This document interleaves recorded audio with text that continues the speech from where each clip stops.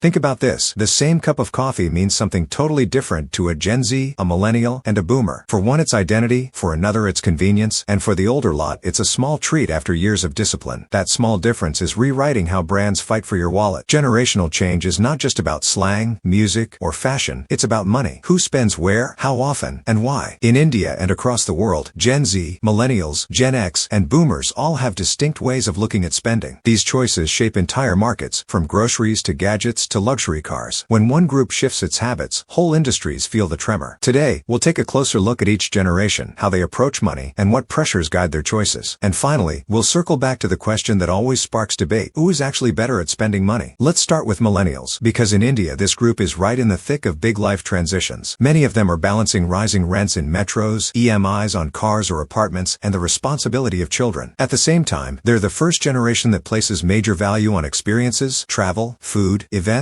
sometimes even over material possessions. This generation grew up during the Great Recession globally, and in India they faced rising costs without equivalent salary jumps. That's why flexibility rules their decisions. Month-to-month subscriptions, reward-based credit cards, and the rise of second-hand platforms like OLX all reflect this mindset. But here's the interesting part. While millennials don't spend as impulsively as Gen Z, when they do spend, the ticket size is bigger. Buying a new smartphone after 2 years of waiting, planning a holiday abroad, or investing in a new piece of furniture, they think it through and then commit. Inflation squeezes choices, but instead of shutting down spending, they hunt for upside, perks, points, bundles that cover a whole need instead of adding small micro-costs. Now step into the world of Gen Z. Born into smartphones, they don't just shop, they live online. Their purchases are often influenced by creators on Instagram, YouTube, or TikTok. According to multiple reports, more than 40% of Gen Z has bought something directly through a social platform in the past month. Identity plays a central role here. Buying a particular brand of sneaker or subscribing to a niche streaming service isn't just about utility. It signals who they are, or at least how they want to be seen. This is why buy now pay later schemes are so popular with them. Ownership matters less than access. A monthly subscription, an EMI-based luxury item, or a limited edition drop gives them a sense of belonging in a community. There's also caution. Gen Z doesn't love debt in the traditional sense of big loans, but they are comfortable with short-term flexible debt like BNPL. The bigger challenge for them is irregular income. Many are still exploring careers, freelancing, or combining side hustles with studies, so spending can look lopsided. Splurges on smaller items online, balanced by restraint on bigger investments. Gen X is often the quiet middle child in these conversations, but their influence is huge. In the US, data shows Gen X households account for over a third of consumer packaged goods and general merchandise spending. In India, this group is now entering a stage where children have grown up and left home. This shift changes spending priorities dramatically. With fewer dependents, they can redirect budgets toward themselves, pet care, hobbies, and wellness. They spend less on groceries, household products, and school-related costs, but more on lifestyle. In many ways, they are the bridge, digitally savvy enough to shop online, but still attached to in-store experiences. They also represent stability in markets. They're not experimenting wildly like Gen Z, but they're not as conservative as boomers either. If millennials stretch for experiences and Gen Z spends for identity, Gen X balances both. Boomers are at a very different stage. After decades of building assets, many boomers own homes, have retirement savings, and in India, they may also rely on children for support. Their spending reflects a shift towards stability and wellness. Healthcare, travel, and products that align with clean living dominate their budgets. Interestingly, boomers are the most likely to check product labels, nutrition information, and avoid chemicals. They're careful, but they're also willing to reward themselves. A leisure trip, a nice dinner, or investing in comfort-focused products like ergonomic furniture isn't unusual. Digital adoption has grown among boomers, but what they value most is trust. They want clear refund policies, transparent fees, and human support when things go wrong. Brands that offer this clarity win their loyalty. A small example is online pharmacies. Boomers were among the fastest adopters, but only after platforms demonstrated reliability and customer service. Now, despite all these differences, there are pressures that bend every budget. Housing costs are rising everywhere. Medical expenses outpace wage growth. Interest rates remain high, reshaping how people think about loans for cars or homes. Travel has returned after the pandemic, but with sharper price sensitivity. Loyalty programs and reward points matter again. People are not avoiding travel, but they are squeezing more value out of each trip. And then there's side income. Across generations, from Gen Z freelancers to boomers renting out property, extra income streams are becoming the norm. It's no longer about just one job or one pension. It's about building cushions against shocks, whether that's through reselling goods, investing in skills courses, or freelancing gigs. For companies, understanding these differences is survival. Speak to the moment each group lives in, and the card opens. Boomers respond to clarity and guarantees. Put real people on support lines, publish fees up front, and make refunds simple. Millennials value flexible terms and rewards that compound. Offer pause buttons on subscriptions, fair trials, and and perks that stack across the year. Gen Z looks for community cues and visible promise-keeping. If you mess up, fix it publicly. If you claim sustainability, show the receipts. Across all ages, one truth holds: reduce uncertainty. Transparent totals calm nerves. Clear exit options build confidence. Reliable delivery earns repeat business. So, who is better at spending money, Gen Z or Millennials? It depends on what better means. If better means careful, long-term oriented decisions, Millennials take the crown. They usually spend less frequently, but when they do, it's for bigger, intentional purchases. They're also more likely to invest in mutual funds or SIPs. If better means agility, adaptability, and embracing new models, then Gen Z leads. They're the ones trying out BNPL, digital-only banks, or new shopping platforms. They may splurge impulsively, but they also walk away quickly if a brand disappoints them. Boomers and Gen X don't fit neatly into this competition, but their role is no less important. Boomers shape the healthcare and wellness markets. Gen X quietly dominates general merchandise and lifestyle products. At the end of the day, money reflects lived reality. Gen Z experiments, Millennials look for flexibility, Gen X adapts to life transitions, and Boomers protect stability while rewarding themselves. No single generation is better. They're all simply spending in ways that make sense for their stage of life. Now I want to hear from you. Do you think Gen Z is smarter with money because they're willing to try new things? Or are Millennials better because they value stability and plan long term? Drop your answer in the comments. And if you've argued about this with friends, share this video with them and settle it once and for all. Every rupee tells a story. For Gen Z, it's about identity and access. For Millennials, it's about flexibility and value. For Gen X, it's about shifting priorities as life changes. And for Boomers, it's about wellness and comfort after decades of work. Understanding these patterns isn't about picking winners. It's about seeing how the world is evolving, one purchase at a time. See you in the next one.